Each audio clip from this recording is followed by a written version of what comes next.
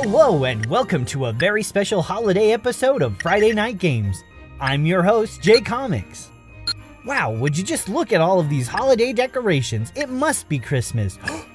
A present under the Christmas tree. I wonder what Santa brought me. Surely it's a timely gift that's festive and also in the spirit of Christmas. What a surprise! It's the Game & Watch Gold series from 1982. Thanks, Santa. That's really convenient because that's also today's episode.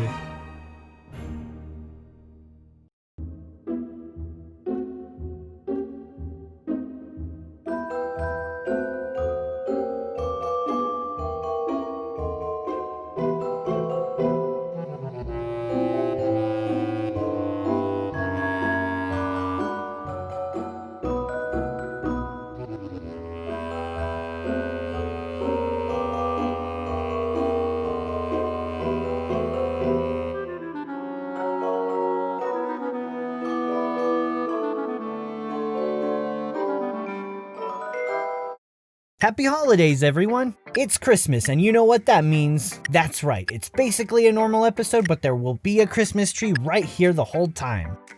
Today is all about the Game & Watch Gold series. We'll be talking about the differences and improvements of the Gold series compared to the Silver series, as well as looking at the individual games themselves. Wait a minute. Silver and Gold... That's another Christmas reference! See, this really is a Christmas episode. Anyway, you should go watch the Silver Series video first if you haven't seen that one. The year is 1981, and Nintendo is sandwiched between the first year of Game & Watch releases and the release of their first massive arcade hit, Donkey Kong, which is only a few months away. In the meantime, Nintendo R&D 1 is hard at work on a new set of Game & Watches. As mentioned last time, the previous year saw the release of 5 Game & Watches, known as the Silver series. This new set attempted to distinguish themselves from the last ones by switching out the silver faceplate with a cool new gold one. Though the overall design stayed mostly the same, these new models brought some cool new features to the Game & Watch series. From here on out, every Game & Watch would be equipped with an alarm feature, which you can set using the newly added alarm hole. Psst, Yuki, not yet. They also added a handy little kickstand on the back which makes them easier to display and use like a clock. And holy shit, now we've got color! Kinda. Of course, the Game & Watch LCDs couldn't produce color themselves, so Nintendo cleverly circumvented this by creating little plastic panels with scenery printed on them which give the illusion of color. Now that's pretty clever. Not only that, but the games finally got a feature where you could clear your misses if you got enough points. Specifically 200 or 500 points. So what about the games? Well, let's play them and take a look! Nintendo comes right out of the gate swinging with their first gold entry, Manhole. Released at the top of the year, Manhole is an absolute banger. It's one of my all-time favorite Game & Watches. Such a classic. You control this strange sewer-dwelling man who wields the titular manhole covers while little Mr. Game & Watch pedestrians attempt to cross from one side of the road to the other. Using the 4 buttons on the sides, it's your job to stop them from falling into the raw sewage below. 3 misses and it's game over. But as mentioned earlier, if you get 200 or 500 points, you can erase your misses. As usual, Game A is the classic game, which ramps up in difficulty over time. Game B is once again hard mode, and it starts out quicker and throws more pedestrians at you. It's a pretty tough game, and it keeps me engaged and coming back for more. Apparently, I'm not the only one who thinks so. While the original Game & Watch Ball boasts an impressive legacy, even Ball's legacy is rivaled by that of Manhole. The game was so popular, Nintendo even re-released a whole new version 2 years later with updated graphics under the new widescreen series. It was also the only Game & Watch released for the Game Boy Advance's e-reader. Come on, just look at this guy. I love him. He's so expressive and charming, and his concern for the welfare of these pedestrians is just so sweet. But at the same time, he's also kinda creepy, like, why are you in the sewers, dude? Could this be a class critique? Was this game the primary inspiration for the Best Picture Academy Award-winning film Parasite? This fact! Yes, obviously. And these pedestrians, adorable. Look at them go. Where are they going? Where you gotta be in such a hurry, Mr. Game & Watch? It's so goddamn cute. I love it. 10 out of 10. Play the game for God's sake.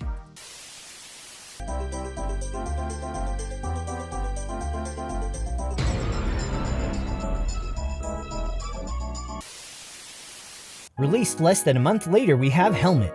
In the UK, they had to change the name from Helmet to Headache, because apparently in the UK, helmet is a euphemism for condom.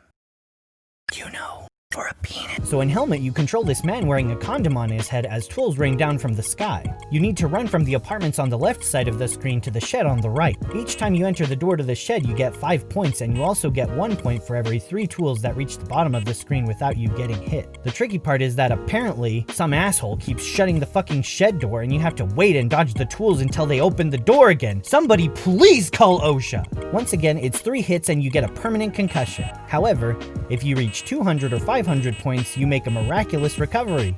Game B is the harder version of Game A once again, but instead of the tools falling at a constant rate, the speed increases and the door is open less frequently and more sporadically. And look! More Christmas! Lastly, we've got Lion. Released about 2 months after Helmet, Lion marks the final and least successful game in the Gold Trilogy. In Lion, we naturally continue the cycle of animal abuse which started with Vermin, as you control 2 lion tamers wielding chairs trying to keep these lions inside this cage. These poor lions just want to get out of this prison. They're meant to roam free in the savannah, not be locked behind bars. And don't give me any of that revisionist history bullshit that these lion tamers are protecting the people from the lions. Lies! Down with colonialism! They're inoculating the masses!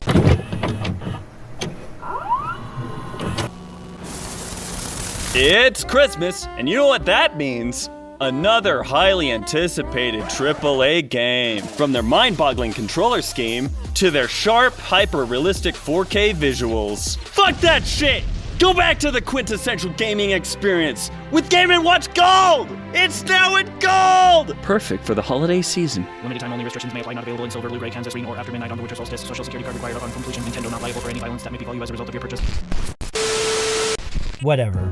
At least you're just using chairs and not whips or something. The lion sprites are adorable. They have a little roar sound effect when they come out. Oh, it's such a scary meow. You have to block their escape by moving to the same level as them. Sometimes they give you one of these.